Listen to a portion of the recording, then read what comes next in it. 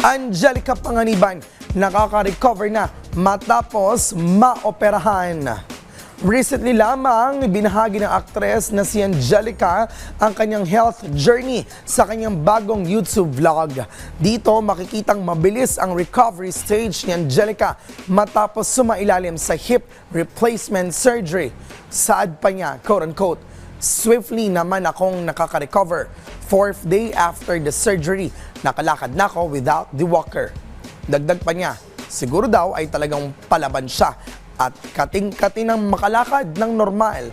At dahil dito, nagagawa na nilang pamilya o ng pamilya niya na mag-mall at mamasyal. Pero kung minsan daw, ay nakararamdam pa rin siya ng sakit sa right side ng kanyang balakang na hindi pa na-ooperahan. Pero sinabi naman niyang manageable ang pain at hoping siya na makatulong ang therapy na gagawin niya o ginagawa niya para sa kanyang naiwang right hip. Matatanda ang kinailangan sumailalim ni Angelica sa hip replacement surgery para ma-address ang kanyang avascular necrosis.